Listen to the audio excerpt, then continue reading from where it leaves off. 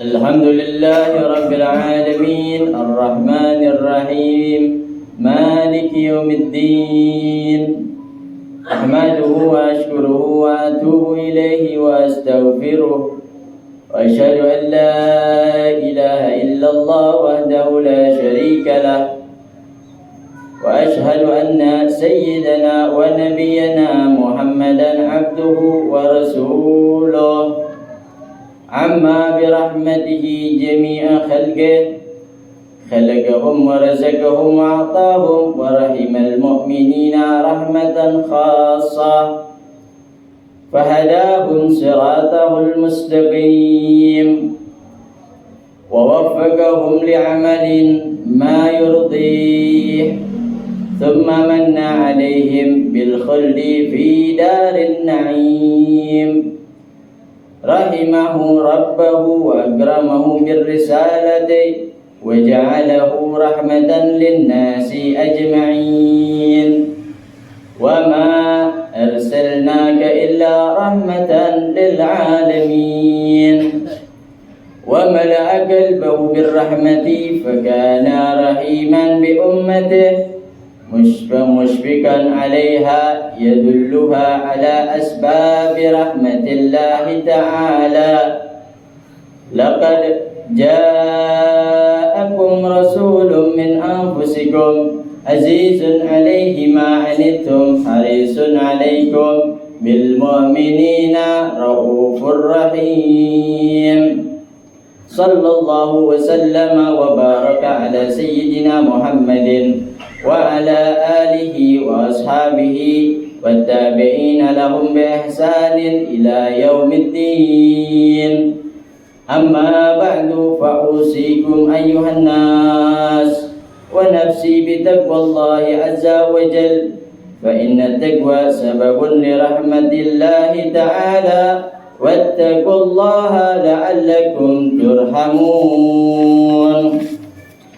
قال الله تعالى في القرآن العظيم وهو أصدق القائلين: ففروا إلى الله إني لكم منه نذير مبين. وقال عليه الصلاة والسلام: قال الله تعالى: وعزتي لا أجمع لعبدي خوفين ولا أمنين، فإن هو خافني في الدنيا أمنته يوم القيامة، وإن هو أمنني في الدنيا أخذته يوم القيامة. صدق الله العظيم وصدق رسول الحبيب الكريم، ونحن على ذلك من الشاهدين الشاكرين والحمد لله رب العالمين. Masyarul hadirin rahimakumullah, jamaah Jumat yang dirahmati Allah Subhanahu wa taala. Adalah sama-sama kita bersyukur kepada Allah Subhanahu wa taala atas segala karunia nikmatnya, terkhusus nikmatul iman, nikmatul Islam, dan nikmat sehatul afiah, sehingga kita dapat menjalankan segala perintah Allah Subhanahu wa taala dan meninggalkan segala larangan Allah Subhanahu wa taala. Salawat serta salam selalu tercurah kepada junjungan alam, yaitu Nabi kita, Nabi besar Muhammad sallallahu alaihi wasallam, pemberi syafaat di yaumil qiyamah, pemimpin umat manusia min bani Adam, daripada umat manusia, yang mana jalan keselamatan dan kebahagiaan dunia sampai akhirat tiada lain melainkan jalan yang ditunjukkan, yang dituntun oleh Nabi Muhammad sallallahu alaihi wasallam. Maka dari itu, siapa orang yang ingin selamat di dunia dan juga selamat di akhirat, bahagia di dunia dan bahagia di akhirat, jangan sampai lepas daripada ajaran dan tuntunan Nabi besar Muhammad sallallahu alaihi wasallam. Ma'asyiral hadirin rahimakumullah, Al-Khatib selalu berwasiat, khususnya untuk diri pribadi dan umumnya kepada para jamaah, selalu tingkatkan rasa ketakwaan kita kepada Allah Subhanahu wa taala. Imtithalu awamirillah wajtinabu nawahihi, jalankan segala bentuk perintah Allah Subhanahu wa taala dan tinggalkan segala bentuk larangan Allah Subhanahu wa taala. Yang besar maupun yang kecil, yang susah maupun yang ringan, semua kalau itu bentuknya perintah Allah maka harus dijalankan, kalau itu bentuknya larangan Allah maka harus ditinggalkan. Al-Habib Abdullah bin Abdul Haddad, beliau mengatakan, takwa yang sebenarnya adalah takut dan segan kepada Allah Subhanahu wa taala. Kita jalankan bukan hanya karena takut azab Allah, takut neraka, takut tidak mendapatkan dunia, dan takut segala-galanya. Bukan itu yang dimaksud, akan tetapi takut kepada Allah dan segan kepada Allah. Dilihat atau tidak dilihat, kita tetap bertakwa. Dinilai manusia atau tidak, kita tetap bertakwa. Dalam keadaan ramai ataupun sepi, tetap bertakwa. Di rumah, di kantor, di pasar, dimanapun kita tetap bertakwa. Bahkan penyakit daripada kita selama ini adalah takwa kita hanya berada di masjid. Takwa kita hanya ketika memakai peci, baju koko dan sarung. Takwa kita hanya ketika kita dalam keadaan senang. Namun sebaliknya, bagaimana ketakwaan kita ketika kita di luar? Bagaimana ketakwaan kita ketika kita sendirian? Bagaimana ketakwaan kita dalam keadaan susah? Namun ini semua adalah yang dijelaskan oleh Al-Habib Abdullah bin Abdul Haddad. Takwa sebenarnya adalah takut dan segan, yaitu bahkan digambarkan ketika seorang karyawan kepada bosnya, belum saja dia melihat bosnya, namun mendengar sebutan bosnya saja ia sudah takut. Begitulah kita kepada Allah Subhanahu wa taala. Jangan sampai kita dilihat Allah Subhanahu wa taala, mendengar kalimat Allah saja sudah merasakan takut kepada Allah Subhanahu wa taala. Ma'asyiral hadirin rahimakumullah. Alhamdulillah, di kesempatan yang singkat ini, mari sama-sama kita jadikan waktu yang mulia ini sebagai waktu kita mencari ilmu, waktu kita mencari faedah. Bagi kita orang yang sibuk, bagi kita orang yang tidak memiliki waktu untuk menuntut ilmu, maka jadikan khutbah Jumat yang singkat ini sebagai waktu dan tempat untuk kita mencari ilmu untuk agama kita. Allah Subhanahu wa taala berfirman di dalam satu firman-Nya surat Az-Zariyat ayat 50. Fafirru ilallah inni lakum minhu nadhirun mubin. Ma'asyiral hadirin rahimakumullah. Perhatikan terhadap diri kita. Sejauh mana kita sudah jauh dari Allah Subhanahu wa taala. Sejauh mana kita telah melupakan Allah Subhanahu wa taala.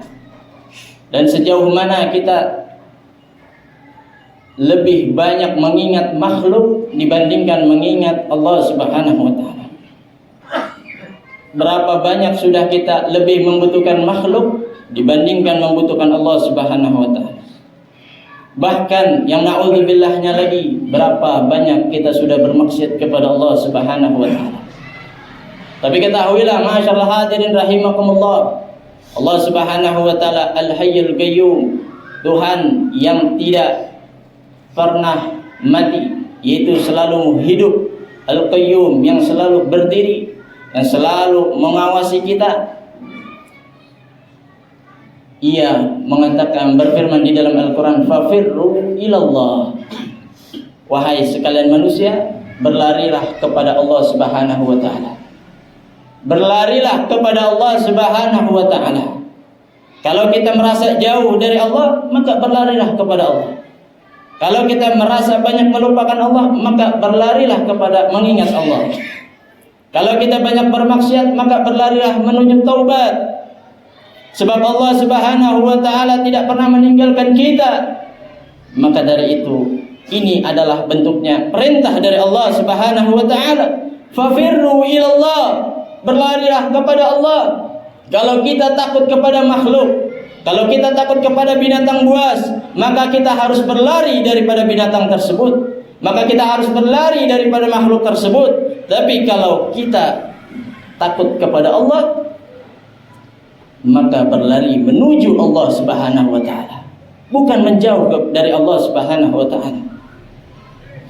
Al-firar mimma yakrahu Allah zahiran wa batinan ila ma yuhibbu. Artinya apa? Larilah sekalian manusia kepada apa yang dibenci oleh Allah secara zahir dan batin, kepada yang dicintai oleh Allah Subhanahu wa taala. Kalau selama ini kita selalu melakukan segala yang dibenci oleh Allah Subhanahu wa taala, maka tinggalkan. Kita lakukan, kita kerjakan apa yang dicintai oleh Allah Subhanahu wa taala. Contohnya, firarun minal jahli ilal ilmi. Lari dari kebodohan menuju kepada keilmuan.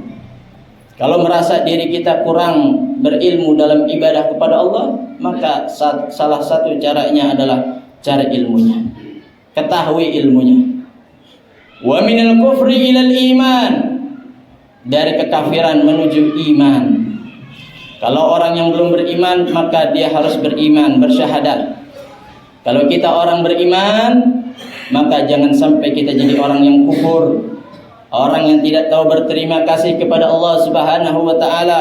Kalau selama ini kita banyak mendapat nikmat namun kurang bersyukur, mulai saat ini banyak syukurinya. Mau itu nikmatnya banyak ataupun sedikit, syukurinya yang dibanyakan.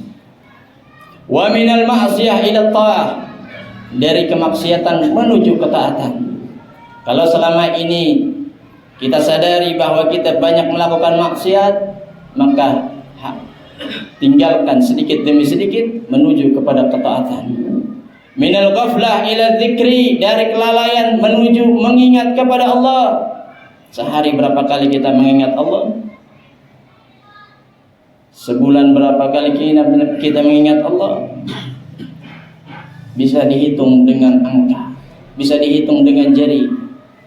Namun kita mengingat selain Allah tidak bisa dihitung sama sekali. Na'udzubillah. Faman istakmala hadhihi al-umur faqad istakmala ad-din kulluhu wa zala anhu al-marhu wa hasala lahu ghayatul murad wal matlub. Kalau ini semua dilakukan, ma'asyiral hadirin rahimakumullah, siapa orang yang melakukan menyempurnakan hal tersebut, maka zalal marhu, kegalauan, pikiran yang membebani kita, Allah akan hilangkan. Solusi akan kita dapatkan. Jalan yang mulus akan kita peroleh. Wa hasala lahu ghayatul murad wal matlub. Apa yang kita pengen akan diberikan oleh Allah Subhanahu wa taala. Jangan-jangan saat ini cita-cita kita, kepengenan kita yang padahal mudah, padahal gampang, yang bisa kita capai dengan usaha kita, dengan kerja kita, namun Allah belum izinkan, itu karena kita tidak banyak mengingatnya, kita lalai akan Allah Subhanahu wa taala. Wa sammallahu ar-ruju' ilaihi firar, lianna fi ar-ruju' ila ghairi anwa'ul makhawif wal makarih.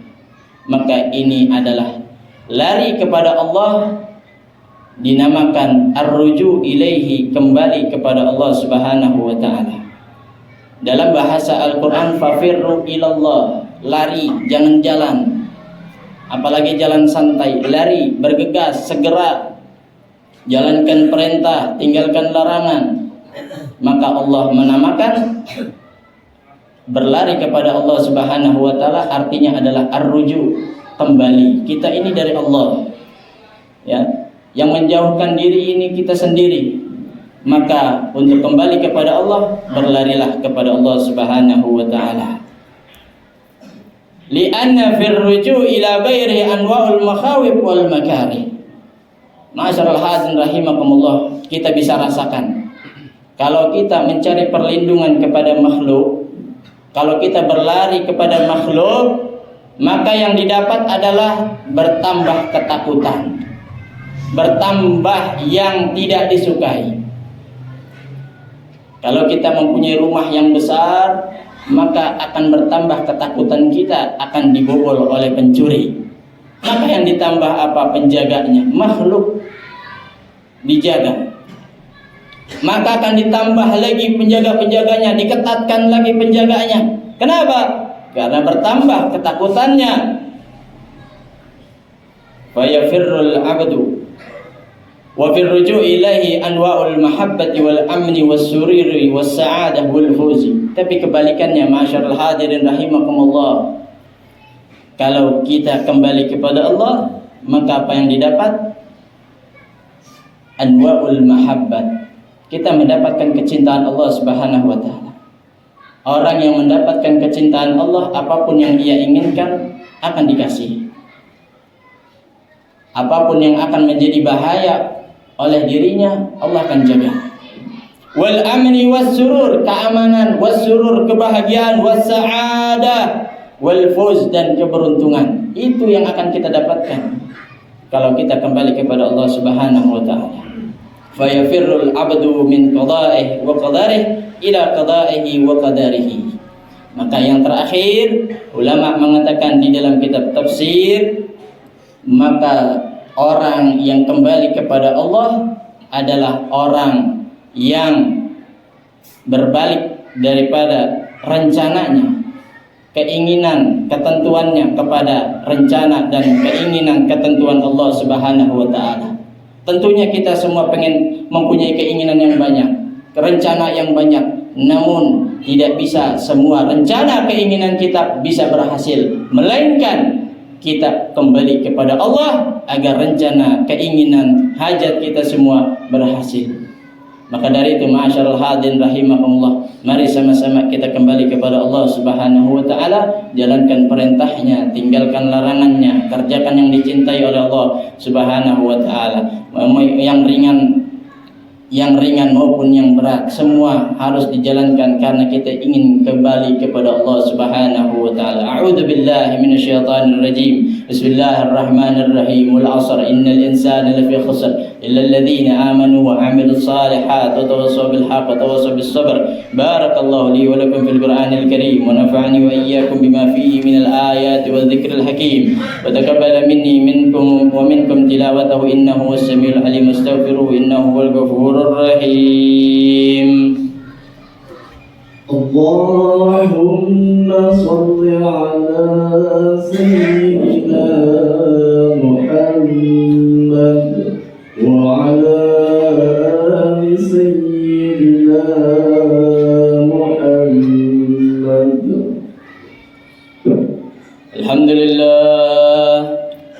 الحمد لله رب العالمين والعاقبة للمتقين ولا عدوان إلا على الظالمين أشهد أن لا إله إلا الله وحده لا شريك له ولي الصالحين أشهد أن محمدا عبده ورسوله صلى الله وسلم وبارك على سيدنا محمد وعلى آله وأصحابه أجمعين ومن تبعهم بإحسان إلى يوم الدين أما بعد فاتقوا الله تعالى بفعل ما أمر واجتنبوا الفواحش ما بطن وما ظهر واعلموا أن الله شديد العقاب وأنه غفور رحيم واعلموا أن الله أمركم بأمر عظيم أمركم بالصلاة والسلام على نبيه الكريم فقال إن الله وملائكته يصلون على النبي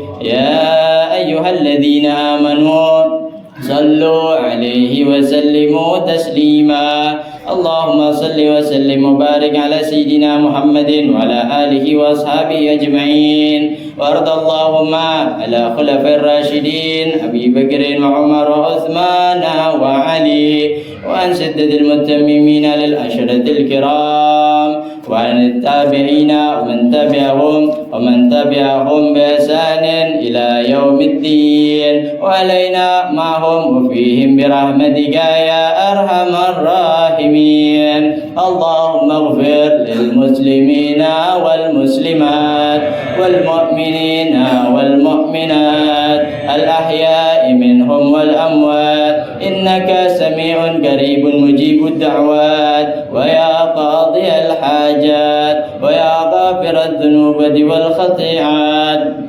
اللهم ادفع عنا البلاء والغلاء والوباء والفتن والسوء الفحشاء والبلوى من بلدنا هذا خاصة ومن سائر البلدان المسلمين عامة يا رب العالمين ربنا آتنا في الدنيا حسنة